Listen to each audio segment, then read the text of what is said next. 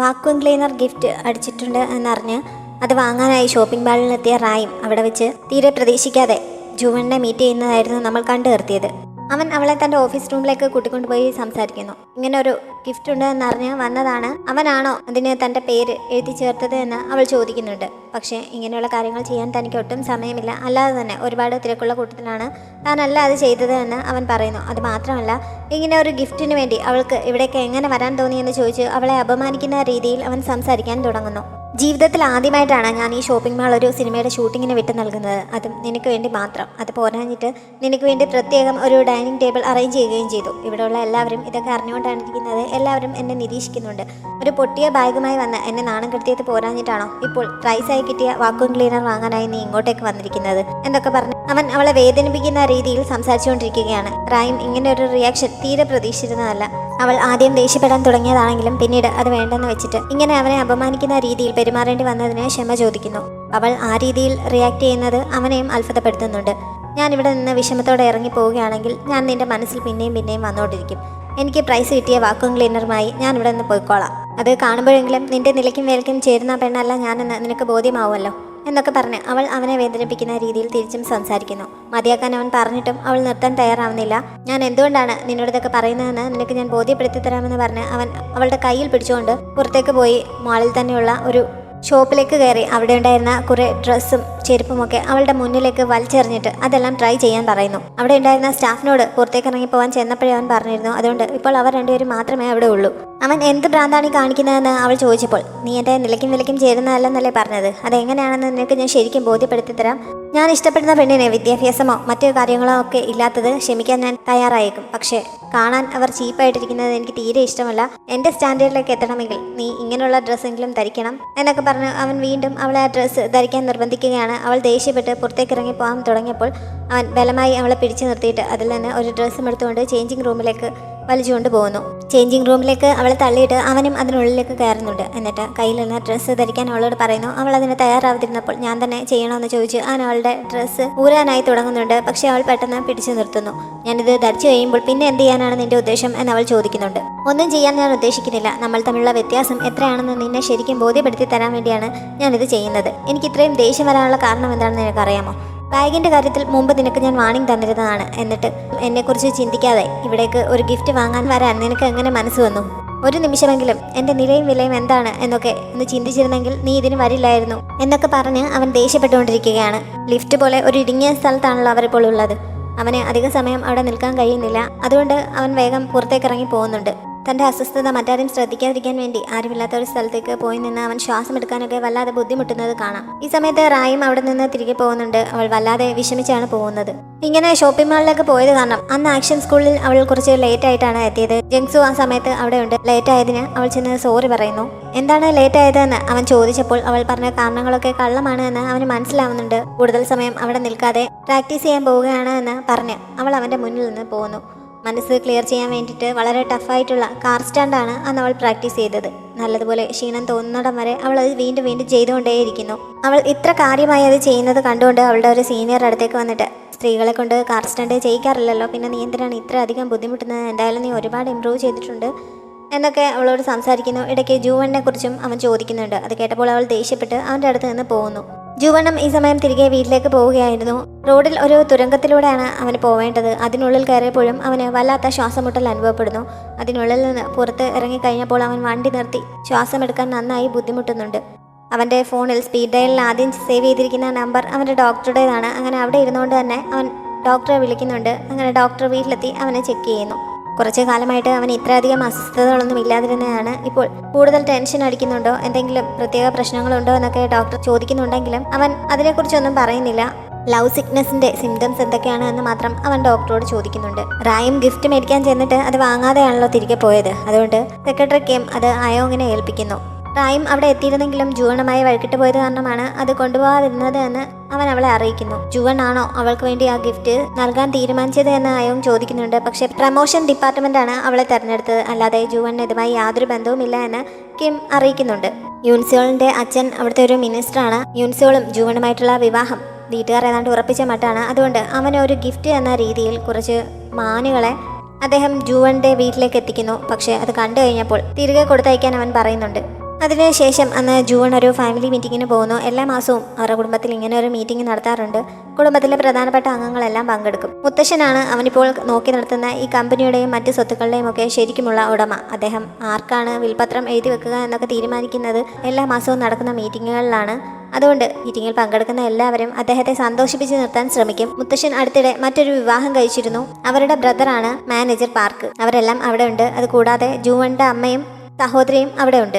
അവർ ഭക്ഷണം കഴിച്ചു തുടങ്ങി കുറച്ച് സമയം കഴിഞ്ഞപ്പോഴാണ് ഓസ്കയുടെ അമ്മ അവിടേക്ക് എത്തിയത്. എല്ലാവരും ഒരുമിച്ചിരുന്ന് സംസാരിക്കുന്ന കൂട്ടത്തിൽ മാനേജർ പാർക്ക് മനഃപൂർവ്വം ജൂവന് പണിയെടുക്കാൻ വേണ്ടി അവൻ കമ്പനിയിലേക്ക് ആഴ്ചയിൽ 2 ദിവസം മാത്രമേ വരാറുള്ളൂ എന്നുള്ള വിവരം അറിയിക്കുന്നു. മുത്തശ്ശനും അവന്റെ അമ്മയ്ക്കുമൊന്നും അതിനെക്കുറിച്ച് അറിയില്ലായിരുന്നു. അതുകൊണ്ട് മുത്തശ്ശൻ അതിനെ ചോദ്യം ചെയ്യുന്നു. അവനാണെങ്കിൽ വ്യക്തമായ ഒരു മറുപടി നൽകാനും പറ്റുന്നില്ല.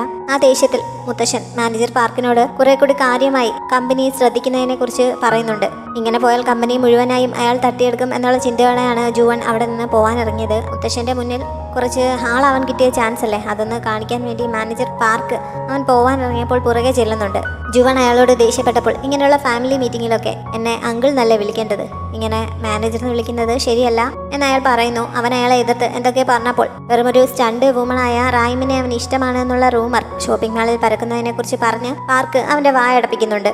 സോണിനെ തിരക്കി ഓസ്കാർ ജെജു ഐലൻഡിലേക്ക് പോയിരുന്നല്ലോ. അവൻ അവിടെ ഒരു പോർട്ടലുണ്ട് എന്നറിഞ്ഞ് അസിസ്റ്റന്റിനൊപ്പം ഓസ്ക അവനെ കാണാനായി എത്തുന്നു. സോണിന് പക്ഷേ മുമ്പത്തെ ആറ്റിറ്റ്യൂഡ് തന്നെയാണ് ഇപ്പോഴും. ഓസ്കയുമായി ചേർന്ന് പ്രവർത്തിക്കാനൊന്നും അവന് യാതൊരു താല്പര്യവുമില്ല. ഓസ്ക എന്തിനാണ് വരുന്നത് എന്നൊക്കെ അവന് നന്നായിട്ടറിയാം. പക്ഷേ ഓസ്കയ്ക്ക് പാട്ട് പാടാൻ അറിയില്ല, നന്നായി പെർഫോം ചെയ്യാൻ അറിയില്ല, അങ്ങനെ ഒരാൾക്കൊപ്പം ജോലി ചെയ്യാൻ താല്പര്യമില്ല എന്നൊക്കെ വളരെ മോശമായി പറഞ്ഞിട്ട് മര്യാദയ്ക്കൊന്ന് സംസാരിക്കാൻ പോലും നിൽക്കാതെ സോൺ അവിടെ നിന്ന് പോകുന്നു.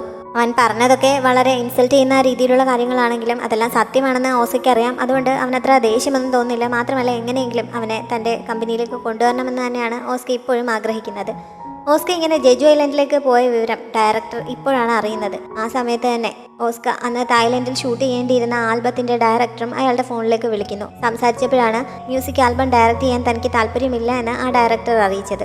മാനേജർ അയാളോട് എക്സ്ക്യൂസുകൾ പറയാൻ ശ്രമിക്കുന്നുണ്ടെങ്കിലും അയാളത് കേൾക്കാൻ പോലും നിൽക്കാതെ ഫോൺ കട്ട് ചെയ്യുന്നു. സത്യത്തിൽ ആ ഡയറക്ടറിനെ കൊണ്ട് അത് പറയിച്ചത് യൂൻസിയോളായിരുന്നു. അവൾ അയാളുടെ മുന്നിൽ തന്നെ ഇരിപ്പുണ്ടായിരുന്നു. അയാൾക്ക് നല്ലൊരു തുക നൽകിയിട്ടാണ് അവൾ അങ്ങനെ ചെയ്യിച്ചത്. വേറെ ഒരു ഡയറക്ടറെയും കിട്ടാതെ ആവുമ്പോൾ ഓസ്കയുടെ ആൽബം തന്നെ കൊണ്ട് ഡയറക്റ്റ് ചെയ്യിക്കും എന്നാണ് അവളുടെ പ്രതീക്ഷ തെറ്റാതെ ആ സമയത്ത് തന്നെ അവൾക്ക് ഓസ്കയുടെ മാനേജറുടെ കോൾ വരുന്നു. അങ്ങനെ അവൾ മാനേജറുമായി മീറ്റ് ചെയ്യുന്നു. അപ്പോഴത്തെ സിറ്റുവേഷനെ കുറിച്ച് മാനേജർ അവളോട് പറയുന്നുണ്ട്. പുതിയ മ്യൂസിക് ആൽബം ഡയറക്റ്റ് ചെയ്യാൻ അവൾക്ക് താല്പര്യമുണ്ടോ എന്ന് മാനേജർ ചോദിക്കുന്നു. അവൾ ഒട്ടും മടിയില്ലാതെ സമ്മതിക്കുന്നുണ്ട്. അങ്ങനെ ഓസ്കയുടെ പുതിയ ആൽബം അവൾ തന്നെ ഡയറക്റ്റ് ചെയ്യാൻ തീരുമാനമാവുന്നു. തായ്ലൻഡിലെ ഷൂട്ടിംഗ് മാറ്റി ജെജു ഐലൻഡിൽ വെച്ച് തന്നെ ഷൂട്ടിംഗ് നടത്താമെന്ന് അവർ തീരുമാനിക്കുന്നു. ബാക്കിയുള്ളവരും അങ്ങോട്ടേക്ക് പോയാൽ മതിയല്ലോ. ഈ മ്യൂസിക് ആൽബത്തിൽ കുറച്ച് സ്റ്റണ്ട് സീനൊക്കെ ഉള്ളതാണ്. സ്റ്റണ്ട് സീൻ ഡയറക്റ്റ് ചെയ്യാൻ വേണ്ടിയിട്ട് യൂൻസിയോൾ സമീപിച്ചത് ജങ്സൂനെയാണ്.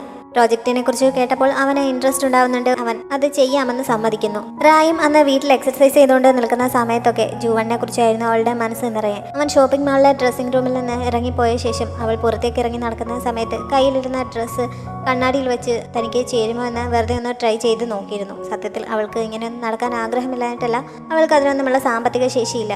അതിനെക്കുറിച്ച് ഓർത്ത് അവൾ ആകെ വിഷമിച്ചിരിക്കുന്നുണ്ട്. ജൂവൻ ഈ സമയം വീട്ടിലാണ്. ഏതോ ആർട്ടിസ്റ്റ് 2-3 പെയിന്റിങ്ങുകൾ കൊണ്ടുവന്ന് അവനെ കാണിച്ച് അതിൻ്റെ പ്രത്യേകതകളെ പറ്റിയൊക്കെ പറയുന്നുണ്ട്. പക്ഷെ അവൻ അതൊന്നും ശ്രദ്ധിക്കാതെ റായിമിനെ കുറിച്ചാണ് ചിന്തിച്ചുകൊണ്ടിരിക്കുന്നത്. റായിം ഇങ്ങനെ ഓരോന്ന് ചിന്തിച്ച് വിഷമിച്ചിരിക്കുന്ന സമയത്താണ് ആയോങ് വാക്വം ക്ലീനറും പൊക്കിയെടുത്തുകൊണ്ട് അവളുടെ അടുത്തേക്ക് എന്നത്. ഇത് ഇന്നലെ എൻ്റെ അടുത്ത് കിട്ടിയതായിരുന്നു, പക്ഷേ എനിക്ക് കൊണ്ടുവരാൻ പറ്റിയില്ല, ഇന്നാണ് കൊണ്ടുവരാൻ പറ്റിയത് എന്ന് പറഞ്ഞുകൊണ്ടാണ് ആയോങ് അത് അവളുടെ മുന്നിൽ കൊണ്ടുവച്ചത്. അതിൻ്റെ പേരിൽ പറ്റാവുന്നത്ര അപമാനം സഹിച്ച് റായിം ആകെ വിഷമിച്ചിരിക്കുന്ന സമയത്താണ് അവൾ ഇത് കൊണ്ട് വന്നിരിക്കുന്നത്. അതുകൊണ്ട് ആരാണിത് ഇങ്ങോട്ട് തന്നു വിട്ടത് എന്ന് റായിം ചോദിക്കുന്നു. ജൂവൻ ആണ് അത് കൊടുത്തയച്ചത് എന്നാണ് ആയോങ് പറഞ്ഞത്. അതുകൂടി കേട്ടപ്പോൾ റായിമിന് ദേഷ്യം സഹിക്കാൻ കഴിയുന്നില്ല. അവൾ അപ്പോൾ തന്നെ അവൻ്റെ ഫോണിലേക്ക് വിളിക്കുന്നു. അവൻ മറ്റൊരു പെയിന്റിങ് നോക്കിക്കൊണ്ടിരിക്കുകയാണ്. ആ സമയത്ത് പെയിന്റിങ്ങിലേക്ക് നോക്കിയിരിക്കുന്നുണ്ടെങ്കിലും അവളെക്കുറിച്ച് ചിന്തിച്ച് അവൻ്റെ ശ്രദ്ധ അവിടെ ഒന്നും ആയിരുന്നില്ല. അതുകൊണ്ട് ഫോൺ ബെല്ലടിച്ചത് പോലും അവൻ അറിയുന്നില്ല. സെക്രട്ടറി കിം അടുത്ത് നിന്ന് പറഞ്ഞപ്പോഴാണ് അവൻ ഫോൺ എടുത്ത് നോക്കുന്നത്. വിളിക്കുന്നത് റായിമാണ് എന്ന് കണ്ട് ആദ്യം അവൻ ശരിക്കും അമ്പരപ്പ് മാറിയപ്പോൾ കോൾ അറ്റൻഡ് ചെയ്തെങ്കിലും അവനൊന്നും സംസാരിക്കുന്നില്ല. 3-4 തവണ അവൾ ഹലോ പറഞ്ഞ ശേഷമാണ് അവൻ തിരിച്ചെന്തെങ്കിലും പറയുന്നത്. എന്താണ് ഇത്രയും നേരം സംസാരിക്കാതിരുന്നത്, നീ എന്തിനാണ് ഈ വാക്വം ക്ലീനർ ഇങ്ങോട്ടേക്ക് കൊടുത്തയച്ചത് എന്നൊക്കെ ചോദിച്ച് റായിം ആകെ ദേഷ്യപ്പെട്ടുകൊണ്ടിരിക്കുകയാണ്. എത്രയും പെട്ടെന്ന് വന്ന് ഇത് തിരികെ എടുത്തുകൊണ്ട് പോകാൻ റായിം അവനോട് പറയുന്നു. നിനക്ക് തോന്നുമ്പോൾ വരാനും പോകാനും ഒക്കെ ഞാനിവിടെ വെറുതെ ഇരിക്കുകയാണെന്നാണോ വിചാരം? നിനക്ക് വേണ്ടെങ്കിൽ അതെടുത്ത് കളഞ്ഞേക്കാൻ പറഞ്ഞ് അവൻ കോൾ കട്ട് ചെയ്തിട്ട് ഫോണിന്റെ ബാറ്ററി ഒക്കെ ഊരി മാറ്റുന്നുണ്ട്. അത് കഴിഞ്ഞപ്പോൾ മുന്നിൽ നിന്ന് ആ പെയിന്റിംഗ് എടുത്ത് മാറ്റാനും അവൻ പറയുന്നു. പെട്ടെന്നാണ് ആ പെയിന്റിങ്ങിന് ഒരു വ്യത്യാസം വന്നിരിക്കുന്നത് അവൻ ശ്രദ്ധിക്കുന്നത്. ചോദിക്കുന്നത്. കുറച്ചു മുമ്പ് ഈ ചിത്രത്തിലെ വീട്ടിനുള്ളിൽ ലൈറ്റ് ഉണ്ടായിരുന്നല്ലോ, ഇപ്പോൾ അതെങ്ങനെ പോയി എന്ന് അവൻ ചോദിക്കുന്നു. പക്ഷേ അവിടെ നിന്ന ആർക്കും അങ്ങനെ ഒരു മാറ്റം അറിയാൻ കഴിയുന്നില്ല. അതിൽ മുമ്പ് ലൈറ്റ് ഒന്നും ഇല്ലായിരുന്നു, ഡാർക്ക് ഹൗസ് എന്നാണ് ഈ ചിത്രത്തിന്റെ തീം തന്നെ എന്നൊക്കെ അവർ പറയുന്നുണ്ട്. എനിക്ക് തെറ്റിയതായിരിക്കും എന്ന് പറഞ്ഞ് അവനത് മാറ്റാൻ പറയുന്നു. പിന്നെ കൂടുതൽ സമയം അവിടെ ഇരിക്കാതെ അവിടെ നിന്ന് എഴുന്നേറ്റ് പോവുകയും ചെയ്യുന്നുണ്ട്. പക്ഷേ അവൻ എഴുന്നേറ്റ് പോയ ശേഷം അവിടെ നിൽപ്പുണ്ടായിരുന്ന എല്ലാവരും അങ്ങോട്ടും ഇങ്ങോട്ടും മാറിക്കഴിഞ്ഞപ്പോൾ ആ ചിത്രത്തിൽ അവൻ പറഞ്ഞതുപോലെ വീടിനുള്ളിൽ ലൈറ്റ് തെളിയുന്നത് കാണാം.